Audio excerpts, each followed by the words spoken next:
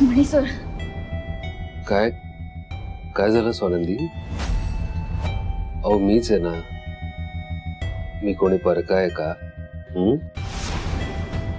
नाही ना? म्हणी सर प्लीज नाही, म्हणजे वॉर्डन मॅडम आहेत घरात, तुम्ही बसा, मी नाश्ता आणते तुमच्यासाठी. नाही नकोय, म्हणजे मी बाहेर चाललो, आपल्याच कामासाठी चाललोय. परत असं नको व्हायला ना, मी सांगितलं नाही आणि तुम्ही संशय करून बसला. येऊ?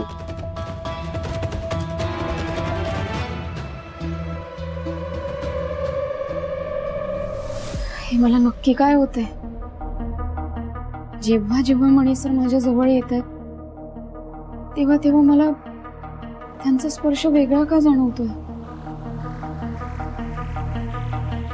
काय होतंय नक्की?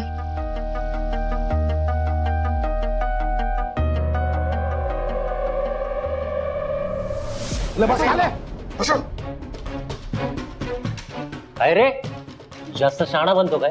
नाही नाही नाही. आणि काय रे तुम्ही, याच्यावर पहारा ठेवायला बसवलंय की दारू प्यायला बसवलं तुम्हाला? सॉरी भाई, एवढ्या वेळेस माफ करा भाई. जोपर्यंत हे काम होणार नाही ना भाई, आम्ही त्या दारूच्या बाटलीला हात पण नाही लावणार भाई.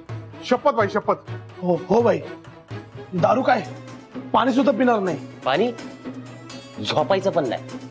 हो, डोळ्यात तेल टाकून याच्यावर पारा ठेवणार, पण झोपणार नाही. हा जर पळाला ना, एक वेळेस हा भेटेल, पण तुम्ही तुमच्या घरच्यांना नाही भेटणार, समजलं? बांधा, चला. हो, त्याच्या गट्टमान. हो, हे इकडे पाय तुझे. या मणीला पळून जाऊन इतके तास झाले, रात्रीचा दिवस झाला तरी सुद्धा तो सापडलेला नाहीये. मूर्ख आहेत माझी माणसं. असा कसा पळून गेला तो?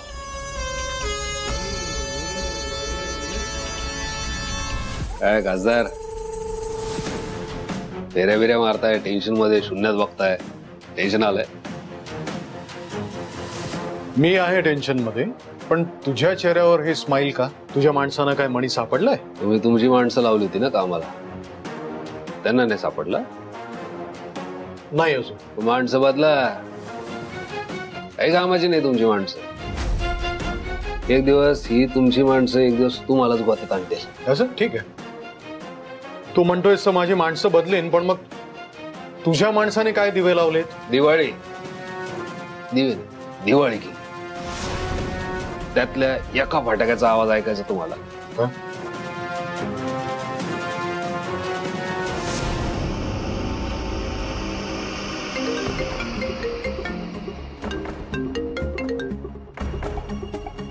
हा बाई, साहेबांना नव्या फटाक्याचा आवाज ऐकायचा आहे.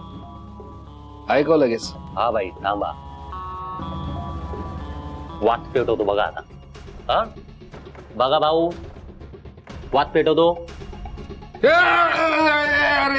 आला का? सोड सोड. आला का भाऊ? सोड सोड प्लीज सोड. दिले बाई, आला का?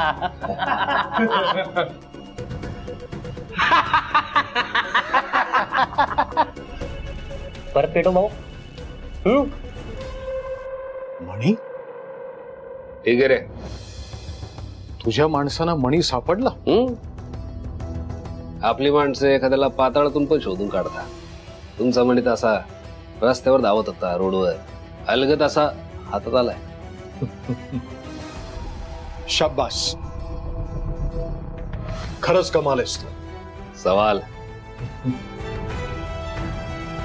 मग साहेब, कशी वाटली आपल्या माणसांची दिवाळी? दिन्या, छान दिवाळी, छान होती. छान मारलंयस तू त्याला. माझी पोरं काय करत होती? झोपली होती का काय? कसा काय तो पळून जाऊ शकतो? हे प्रकरण संपू दे. सरळ करतो की नाही एकेकाला बघ. साहेब, आपली माणसं आहे ना, आपली ताकद असतात. चिडायचं नसतं त्यांच्यावर. मला सांगा, आपला हात दुखायला लागला तर आपण त्याला काढून टाकतो का? तोडतो त्याला आपण? आपली माणसं आहे ना, त्यांच्यावर चिडायचं नाही, त्यांना समजून सांगायचं, त्यांच्यावर प्रेम करायचं. आपण जर त्यांच्याशी असं वागलो तर ते आपल्यासाठी जीव बी देतात. एवढे मोठे खासदार तुम्ही, एवढी छोटी गोष्ट कळा ना तुम्हाला. विनय, हे हाताला काय झालंय?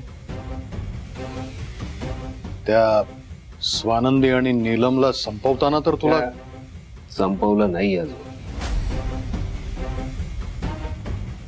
पण त्यांना मारताना लागलाय, किरकोळ जखम आहे, पण हे सगळं तुमच्यामुळं. तो आनंदीला मारायला गेलो होतो, गळ्यापर्यंत सुराने आला होता, पण तेवढ्यात फोन वाजला त्या मणीचा. तुमच्या माणसांच्या तावडीतून तो मणी सुटला, त्याने फोन केला, तो सुरा मागे घेत असताना लागलं ते. काय माणसं आहे तुमची? असा कसा सुटू शकतो तो? आता जो धरलाय त्याला नीट सांभाळायला लावा. आणि हा दिन्या सुपारी घेतो ती वाजवल्या बगर सोडत नाही. आणि माणसांशी बोला, पण प्रेमाने. प्रेमाने. येऊ का?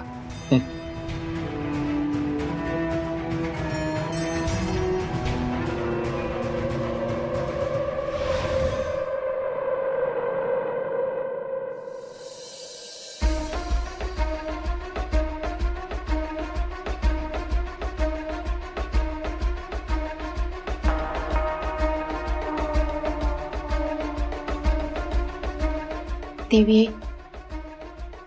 हे सगळं नक्की काय सुरू आहे? मला तर काहीच कळत नाहीये. मणी सर माझा नवरा आहे, त्यांचं माझ्यावर, माझं त्यांच्यावर प्रेम आहे. पण मग ते असं माझ्या जवळ आल्यानंतर मला बरं वाटण्याऐवजी मला त्यांचा स्पर्श परका वाटतोय. मला तर काहीच कळत नाहीये.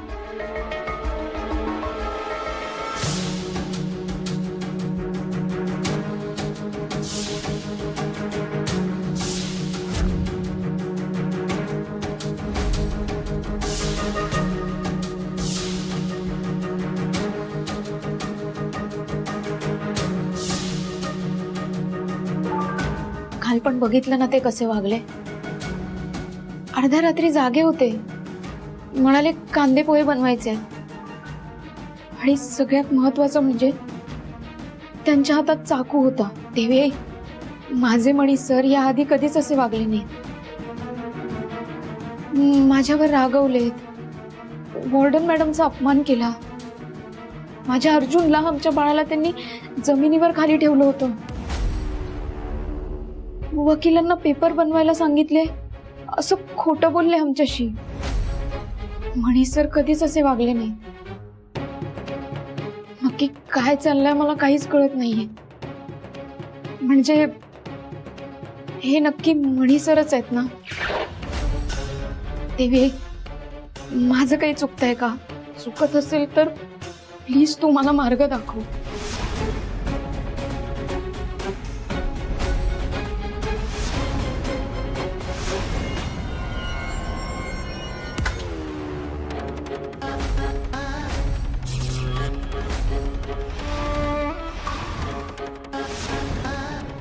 करंडा?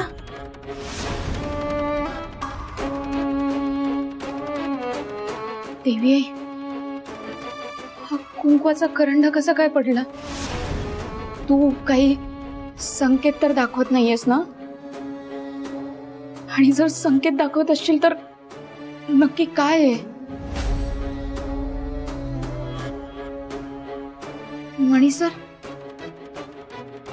माझं सौभाग्य धोक्यात तर नाहीये ना? देवी आई, आता तूच मार्ग दाखव.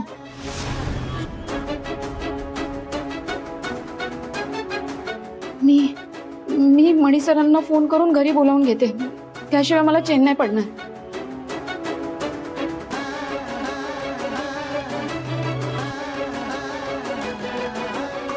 हा तोच अननोन नंबर आहे ज्यावरून काल रात्री मला 2-3 वेळा फोन आले होते.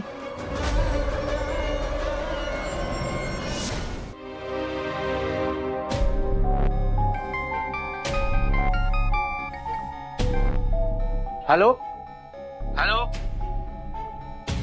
अरे बोल की दादा, कोण बोलतोय? हॅलो हॅलो, तुम्ही कोण बोलताय? मला या नंबरवरून फोन आला होता. तुमचं काही काम होतं का माझ्याकडे? मी फोन केलेला? अहो मी तुम्हाला ओळखतच नाही तर तुम्हाला फोन कसा करणार? अहो दादा, मी का खोटं बोलेन तुमच्याशी? हे बघा, मला याच नंबरवरून फोन आला होता. मला वाटतंय 11:30-12 वाजले होते. तुम्ही चेक करा एकदा. हा, काल रात्री मला एक माणूस भेटला. खूप घाबरलेला होता. बहुतेक त्याला कुणीतरी मारलेलं. त्यानेच माझ्याकडे फोन मागितला. म्हणाला मला अर्जंट फोन करायचा आहे. मग मी माझा फोन दिला त्याला. दमलेला, मार खाल्लेला माणूस नक्की कोण असेल तो? आणि त्याला मला का अर्जंट फोन करायचा असेल? हॅलो, ठेवू का फोन? नाही. कोण होता तो माणूस? म्हणजे त्यांनी काही नाव वगैरे सांगितलं असेल ना तुम्हाला? काय नाव होतं त्यांचं? नाही ताई, नाव तर त्यांनी सांगितलं नाही. दादा, तो माणूस दिसायला कसा होता? म्हणजे तुम्ही त्यांचं वर्णन करू शकता का? दिसायला बघा 6 फूट उंचीचा होता. हलकी दाढी होती त्याला आणि खूप घाबरलेला होता. आणि सारखा मागे मागे वळून बघायचा, जणू काही त्याचा कोणतरी पाठलाग करतोय. बरं, डोळे कसे होते? हातावर काही खून किंवा काय कपडे घातले होते, काही सांगू शकता का?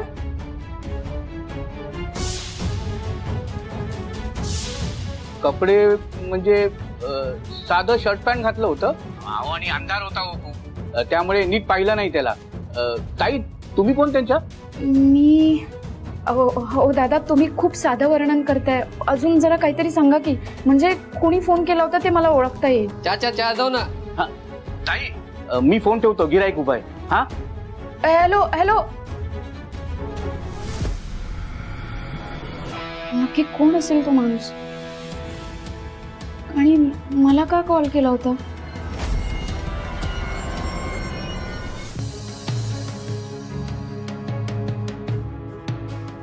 काय दिन्या भाई, का लागलं की नाही हाताला? डॅडने एक काम करण्यासाठी तुला आणलंय, तेही तुला जमत नाहीये. नाही, मला डॅडने सांगितलं होतं कालच तू स्वानंदी आणि वॉर्डनला संपवणार होतास. डॅडने सांगितलं मला. काल रात्री मी आलो ना, तर स्वानंदीचं आणि वॉर्डनचं भूत मला आनंदानं गप्पा मारताना दिसलं. हा भाई, मी घाबरलो. 2 बायकांना नाही संपवू शकला हा दिन्या भाई,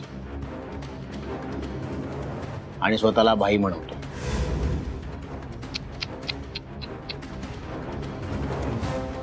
मॉम, तनिष, बघ 2 बायकांना नाही संपवू शकला. डॅड ना जोकर घरी घेऊन आले आणि हा स्वतःला भाई म्हणवतो. भाई, दिन्या भाई.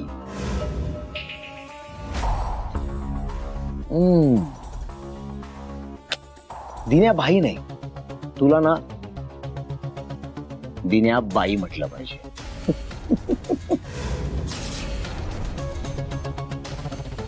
ए, बघतो काय रे? हा, खुन्नस कोणाला देतो तू? खुन्नस आहे ना तुझी, तुझ्या पंटर लोकांसाठी जपून ठेवायची. हा, या घरात सुजित सरपोदारला खुन्नस नाही द्यायची. चल चल.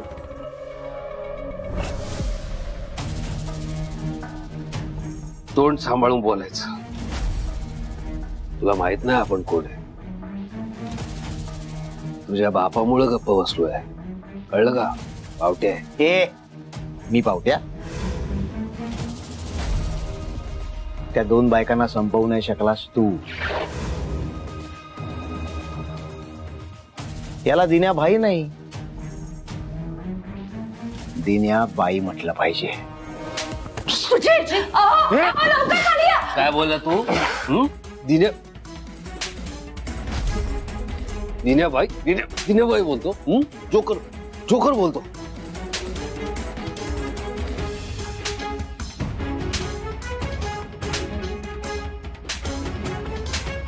काय बोलला तू? डॅडने जोकर म्हणून आणला मला.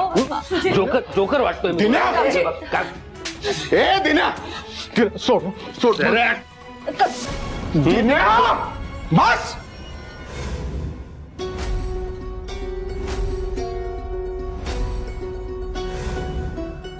दिन्या काय करतोयस तू? माझा मुलगा आहे तो. असेल तर खिशात घालून फिरा.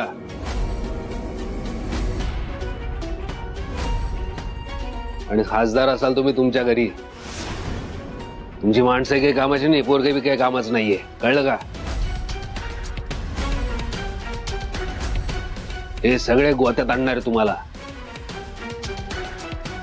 सुपारी घेतली म्हणून गप्प आहे, नाहीतर आता दाखवलं असतं याला दिन्याबाई काय ते. जोकर बोललाय ना तू बेटे. राह, जपून राहा.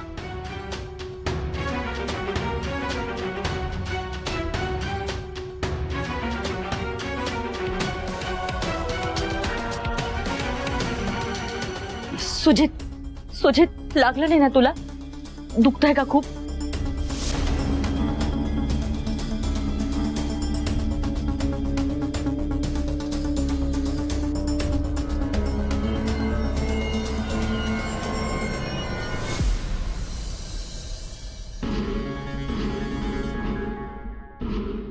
देवी आई, नक्की कोण आहे तो माणूस? आणि मला का फोन करत होता? माझ्याशी काय बोलायचं असेल त्याला? आणि हा कुंकवाचा करंडा हा का खाली पडला? हे बघ, आता या सगळ्यातनं तूच मार्ग दाखव प्लीज.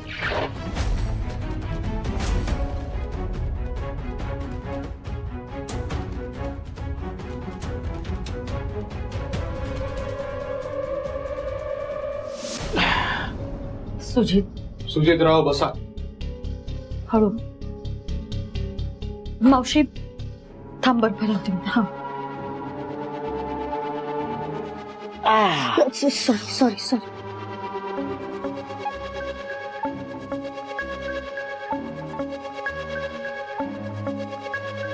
सुजित खूप दुखतंय का रे? नाही, माझी आई त्या म्हणून आरडाओरडा करतोय. तू बघितलं नाहीस मॉम? त्या दिन्याने किती जोर काढून मला मारलाय आज. काय प्रश्न विचारतेस मॉम? बघा ना किती लागलंय माझ्या बाळाला. त्याने सुजितला मारलं इतकं आणि तुम्ही त्याला काहीच नाही बोललात, असंच जाऊ दिलं. हो, बंदूक काढायची होती आणि गोळी घालायची होती ना त्याला. तुम्हाला ना प्रेम म्हणून नाहीये सुजित बद्दल. शालिनी, तुम्ही काय बोलताय? तुमचं तुम्हाला तरी कळतंय का? माझं समजा माझ्या मुलावर प्रेम नसतं, त्याच्याबद्दल मला काही वाटत नसतं ना, तर आता तो इथे नसता, तुरुंगात असता तो. आणि आज जे काही घडलेलं आहे ना, त्यात सर्वस्वी चूक सुजितरावांचीच आहे. कशाला डिवचायला गेलास तू त्या गुंडाला? हा, कशाला? नशीब समजा त्यांनी एखादं हाडबीड मोडलं नाहीये ते.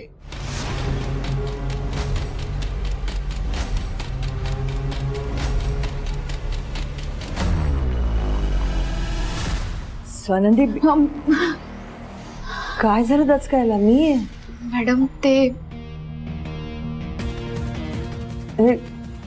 करंडीचं झाकण का खाली पडलंय?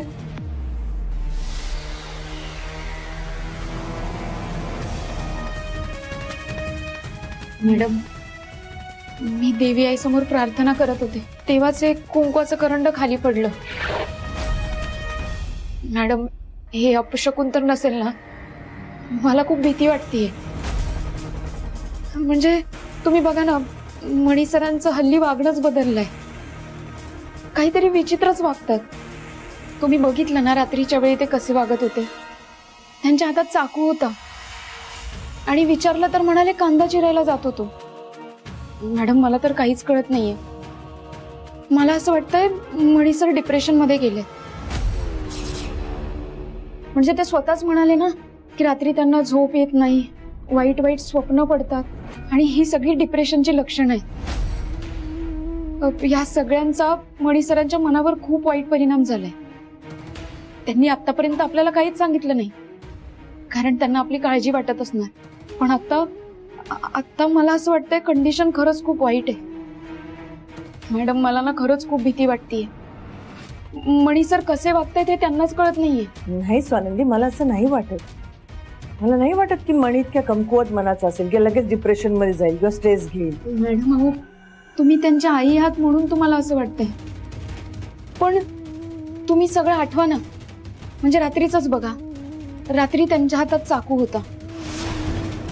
याआधी ते माझ्यावर रागवले, तुमचाही त्यांनी अपमान केला. आपल्या अर्जुनला तर त्यांनी चक्क जमिनीवर खाली ठेवलं. वकिलांना पेपर्स तयार करायला लावलेत हे आपल्याशी खोटं बोलले. रात्री असं जागणं आणि हातात चाकू असणं हे सगळं डिप्रेस माणसाची लक्षणं आहेत. आणि मणी सर एखाद्या गोष्टीवर पूर्वी जसे रिॲक्ट करायचे आणि आता जसे रिॲक्ट करतात त्यात जमीन आसमानचा फरक आहे. मग मॅडम, आपल्याला खरंच काहीतरी करायला पाहिजे. ठीक आहे, तुला असं वाटतंय तर मग आपण त्याची टेस्ट घेऊया. म्हणजे आपल्याला कळेल की तो खरोखर डिप्रेशन मध्ये आहे का आणि त्याचा परिणाम आहे हा. हो मॅडम, आपण मणी सरांची टेस्ट घेऊया. पण नक्की काय करायचं?